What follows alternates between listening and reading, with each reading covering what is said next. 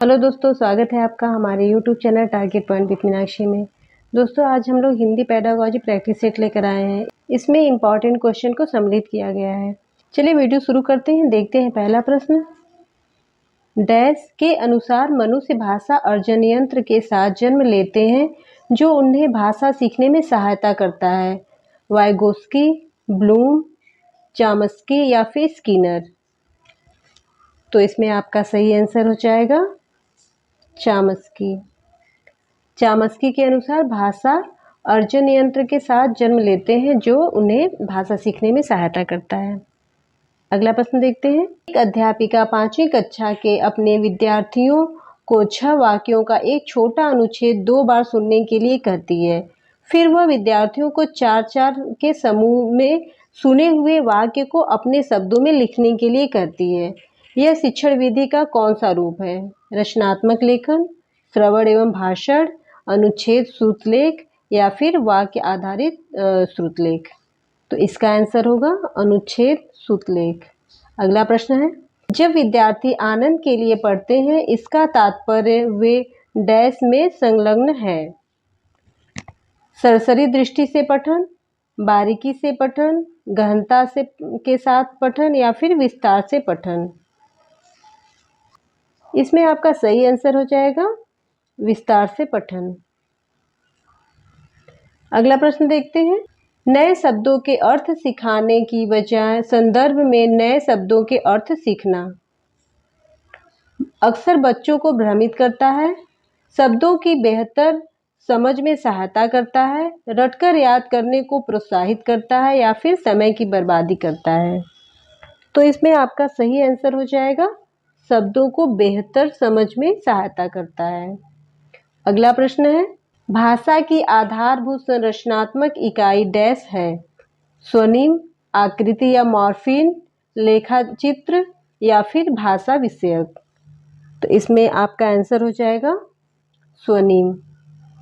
अगला प्रश्न है।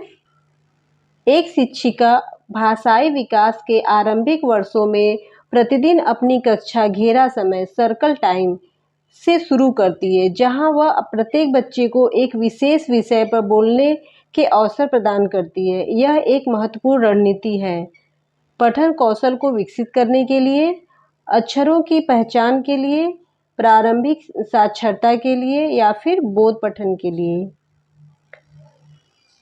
तो इसमें आपका आंसर हो जाएगा प्रारंभिक साक्षरता के लिए। अगला प्रश्न देखते हैं। एक अध्यापिका लखनऊ पर पाठ पढ़ाती है। विद्यार्थियों द्वारा मौन पठन के पश्चात वह उनसे निम्नलिखित प्रश्न करती है। हजरतगंज में शोर क्यों नहीं था? लखनऊ को नवाबों का शहर क्यों कहा जाता है? निम्नलिखित में से कौन सा अ व ब प्रश्नों की प्रकृति को परिभाषित करता है?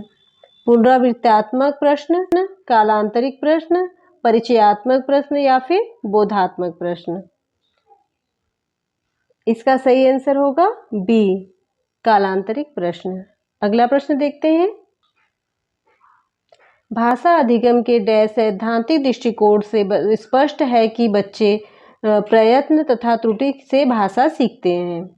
संज्ञानात्मक, व्यवहारवादी, सामाजिक सांस्कृतिक, सहजयातवादी।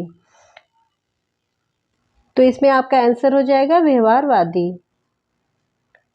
भाषा अधिगम के व्यवहारवादी सैद्धांतिक दृष्टिकोण से स्पष्ट है कि बच्चे प्रयत्न और त्रुटि से भाषा सीखते हैं। अगला प्रश्न है। सुधीना कक्षा 1 में भाषा पढ़ाती हैं। मतलब एक टीचर है सुश्री सुधीना, वो कक्षा 1 में भाषा पढ़ाती हैं। वह अपने विद्यार्थियों को कविता और शिशु गीत पढ़ाना पसंद करती हैं, जिन्हें विद्यार्थी पहले सुनते हैं फिर दोहराते हैं।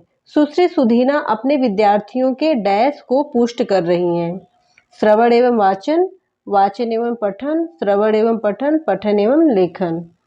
तो इसमें आपका आंसर हो जाएगा श्रवण एवं वाचन। सुश्री सुधीना अपने विद्यार्थियों के श्रवण एवं वाचन को पुष्ट कर रही हैं। अगला प्रश्न देखते हैं। निम्नलिखित कथन पढ़कर सही विकल्प का चयन करें। कथन है अ मूल्यांकन का उपकौशल उपागम जो किन बिंदुओं में मदद की जरूरत है, यह भापने की अध्यापक की सहबुद्धि को परिलक्षित करता है। तर्क बी है, लेखन और श्रवण की परीक्षा को कई उपकौशलों में बांटा जा सकता है। एकीकृत भाषा परीक्षाओं द्वारा पूरा किया जा सकता है। ऑप्शन है अ सही है लेकिन अ गलत है। दोनों अ और ब सही है और ब अ की सही व्याख्या करता है। दोनों अ और ब सही है लेकिन ब अ की सही व्याख्या नहीं करता है। अ सही है लेकिन ब सही है। में आपका आंसर हो जाएगा सी।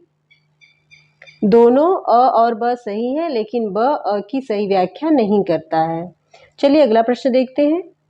बच्चों के द्वारा पठन तथा लेखन में की गई त्रुटियां डैश कहलाती हैं। भाषा अधिगम के लिए सीढ़ी, भाषा विकास में बाधाएं, भाषा में प्रवाह प्राप्त करने में रुकावटें, भाषा सीखने में व्यक्ति की अयोग्यता।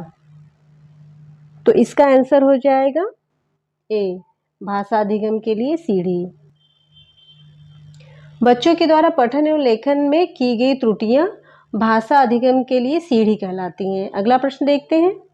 भाषा अधिगम में रचनावादी उपागम में शामिल है डैश।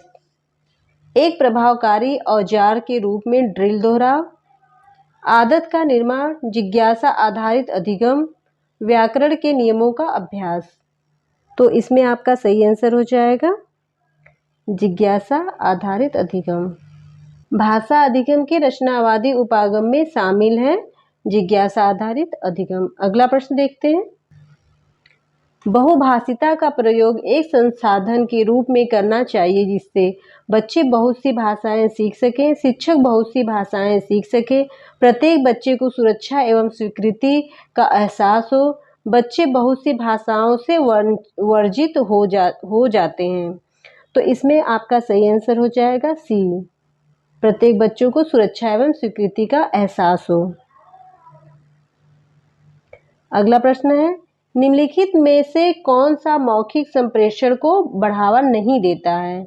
बच्चों द्वारा एक दूसरे से बातचीत करना, टेलीफोन पर अपने अनुभव साझा करना, समाचार प्रसारण, बच्चे का साक्षात्कार लेना। तो इसमें आपका आंसर हो जाएगा सी, समाचार प्रसारण। अगला प्रश्न है, निम्नलिखित में से किस स्थिति में उपचारात्मक शिक्षण दिया जाना चाहिए? विद्यार्थी अधिगम का आनंद ले रहे हैं, विद्यार्थी पढ़ाई गई अवधारणा को समझ नहीं पा रहे हैं, विद्यार्थी अपनी गति से स्वयं अध्ययन करना चाहते हैं, विद्यार्थी कहानी की पुस्तक पढ़ना चाहते हैं और पठन का आनंद ले रहे हैं। तो इसमें आपका आंसर हो जाएगा बी, विद्यार्थी पढ़ाई गई अवधारणा को समझ नहीं पा रहे हैं। तो दोस्तों आज के लिए इतना ही। अगर आपको वीडियो पसंद आया तो इसे लाइक करें, अपने दोस्तों को शेयर करें, साथ ही मेरे चैनल को सब्सक्राइब करें और बेल आइकन को भी प्रेस कर दें ताकि मेरे अगले वीडियो का नोटिफिकेशन आपको मिलता रहे। मिलते हैं अगले वीडियो में, तब तक के लिए धन्यवाद।